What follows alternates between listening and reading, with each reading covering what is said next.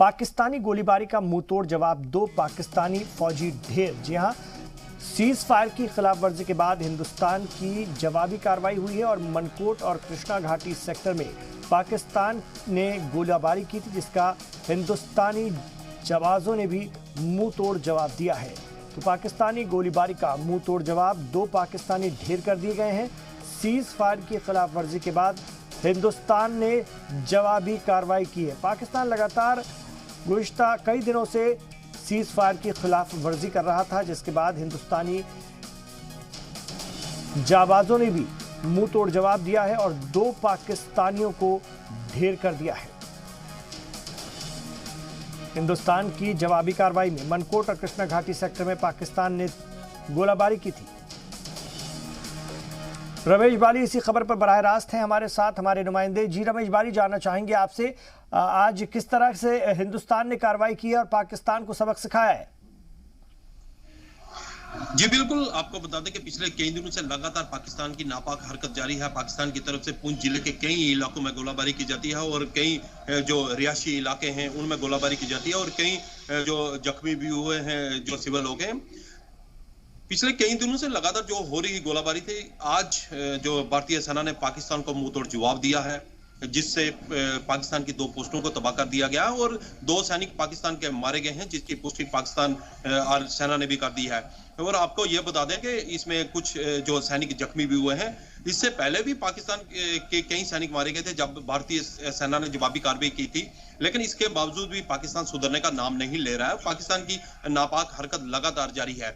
आज भी अगर हम बात करें, आज शाम को भी पाकिस्तान की तरफ से जो बालाकोट सेक्टर में गोलाबारी की गई है। और जो बात करें बीती रात जो कृष्णा घाटी और मनकोट सेक्टर और गानी इलाका है, यहाँ पे जो पाकिस्तान ने पहले गोलाबारी शुरू की, तो धीरे धीरे जो बढ़ते हुई बालाकोट सेक्टर तक चली गई और कई सिविल इलाकों पर निशाना बनाया गया। और जवाबी कार्रवाई में जब भारतीय सेना ने जवाबी कार्रवाई की तो उसमें पाकिस्तान का काफी नुकसान हुआ है और 2 सैनिक पाकिस्तान के मारे गए।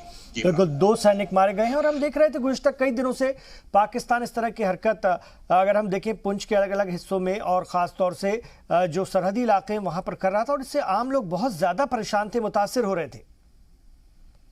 जी बिल्कुल, आपको बता दें कि पाकिस्तान की जो गोलाबारी होती है वो ज्यादातर जहां भारतीय पोस्टों को निशाना बनाने की कोशिश करता है, वहीं जो सिविल इलाकों में ज्यादा गोलाबारी करता है, चाहे वो किरनी सेक्टर हो या गुलपुर सेक्टर हो, दिगवार सेक्टर हो, साबजियां हो या बालाकोट सेक्टर हो, पाकिस्तान की नापाक हरकत जारी रहती है।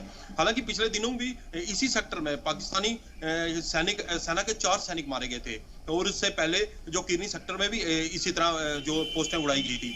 लेकिन इसके बावजूद भी पाकिस्तान अपनी नापाक हरकत जारी रखे हुआ लगातार जो गोलाबारी हो रही है। और जब से जम्मू कश्मीर से आर्टिकल 370 खत्म हुआ है, उसके बाद पाकिस्तान की बुखलाहट तो साफ देखी जा रही है। और जब अब डीडीसी का इलेक्शन जब से शुरू हैं, लोग वोट देने के लिए घरों से बाहर निकले हैं, ये जो पाकिस्तान को देखा नहीं जा रहा है। और पाकिस्तान जो जम्मू कश्मीर में जो नया जम्मू कश्मीर बनने जा रहा है और जो डेवलपमेंट होने जा रही है, उसको बर्दाश्त नहीं कर रहा और लगातार इसी इलाके में गोलाबारी कर रहा है। हालांकि भारतीय सेना ने जो जवाबी कार्रवाई की है, इसमें पाकिस्तान का काफी नुकसान हुआ है। बिल्कुल, पाकिस्तान के 2 सैनिक मारे गए हैं, 2 फौजी मारे गए हैं, ये खबर आ रही है। लगातार पाकिस्तान की हरकत से लोग परेशान थे, जिसके बाद भारतीय अफवाज ने ज़बरदस्त कार्रवाई की है और 2 पाकिस्तानी सैनिकों को, फौजियों को मार गिराया है। और ये तस्वीरें भी हम आपको दिखा रहे हैं। जो मकामी लोग हैं उनके लिए बंकर वगैरह के क्या इंतजाम है इलाके में? जी इमरान, आपको बता दें जो फॉरवर्ड गांव है वहां पे तो बैंकरों का निर्माण कुछ हो भी रहा है और कुछ हो भी चुका है, लेकिन जो पीछे के इलाके हैं वहां पे अभी बैंकरों का निर्माण होना बाकी है। इन दिनों में हम जहां भी गए, लोगों की यही मांग रहती है कि ज्यादा से ज्यादा अगर बैंकर बनाए जाए, ताकि जो इस तरीके की गोलाबारी होती है उससे जो अपने परिवार को वो इस गोलाबारी के दौरान सुरक्षित रख सके। और सरकार की तरफ से भी कोशिश की जा रही है, लेकिन पाकिस्तान की जो गोलाबारी की रेंज है वो काफी बढ़ गई है।